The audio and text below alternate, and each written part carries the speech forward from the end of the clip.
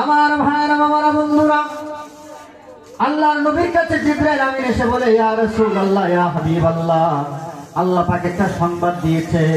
আল্লাহ পাক আপনাকে জানানোর জন্য বলেছে, আপনার যত উম্মত রয়েছে তাদের মধ্যে থেকে ৭০,০০০ উম্মত তারা বিনা হিসেবে জান্নাত পেয়ে যাবে। বলেন সুবহানাল্লাহ।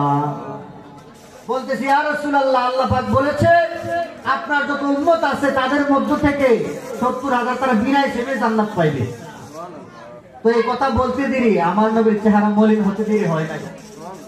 আমার নবী বলছে, ও জিবরাইল, মাত্র ৭০,০০০ তারা বিনা হিসেবে জান্নাতে যাবে। আমার সাহাবীদের ১৬ লক্ষ, কিয়ামত পর্যন্ত আরো কত উম্মত আসবে আমার, তাদের কি হবে? ও জিবরাইল, এটা আমি নবী মানি না। করেন সুবহানাল্লাহ। তখন জিবরাইল আলাইহিস সালাম বলছে, ইয়া রাসূলুল্লাহ, আল্লাহ কি গিয়ে বলবো ফিরে নেওয়ার জন্য? তা আমার নবী বলছেন, ফিরে নেওয়ার কথা বলি নাই, তবে ভেবে দেখি নেওয়া যায় কিনা। আমার নবী বলছেন, ভেবে দেখি নেওয়া যায় কিনা। আমার ভাইরা বাবারা বন্ধুরা, আল্লাহর হাবিব সাল্লাল্লাহু আলাইহি সাল্লাম ওনার প্রিয় সাহাবী হযরত ওমর ফারুক রাদিয়াল্লাহু তাআলা নুকে জিজ্ঞেস করছে, ওমর, ও ওমর, আমার নবী আমার উম্মত যারা রয়েছে তাদের মধ্যে থেকে ৭০,০০০ বিনা হিসেবে জান্নাত পাবে। ও ওমর, তুমি বলো এই ৭০,০০০ উম্মতের কথাটা মানা যায় কিনা? আল্লাহর নবীর সাহাবী হযরত ওমর ফারুক রাদিয়াল্লাহু তাআলা ডাকতে বলে, ইয়া রাসূলুল্লাহ, আমরা সাহাবীরাই তো ১৬ লক্ষ, আপনার বাকি উম্মতের কি অবস্থা হবে? বলেন সুবহানাল্লাহ। দেখেন, ছাত্র যেমন শিক্ষক, যেমন ছাত্র তেমন, পীর যেমন মুরিদ তেমন। আমার নবীর ভিতরে যে কথাটা ছিল, আল্লাহর নবীর সাহাবীর মধ্যে ওই কথাটাই আছে, ওই ভালোবাসাটাই আছে।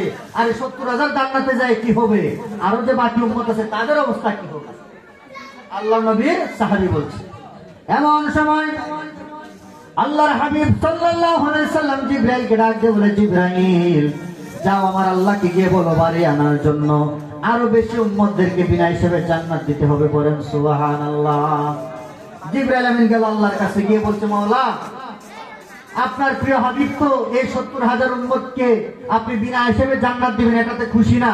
বলতেছে বাড়িয়ে দেওয়ার জন্য, কিয়ামত পর্যন্ত আরো অনেক উম্মত আসবে, তাদের কি অবস্থা হবে? এই কথাটা ভেবে বলতেছে বাড়িয়ে দেওয়ার জন্য।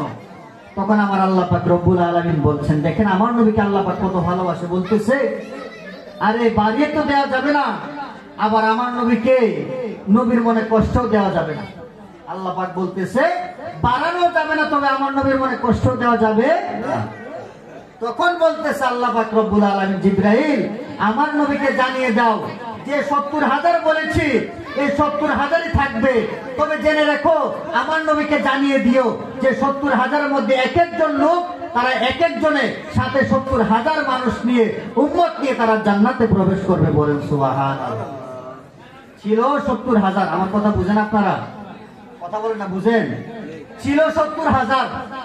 তো আল্লাহ পাক আমার নবীকে ভালোবেসে বলতেছে, জনে একজন তারা সাথে নিয়ে যাবে ৭০,০০০।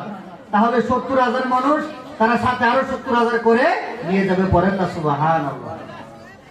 আমার নবী কত ভালোবাসেন উম্মতদেরকে।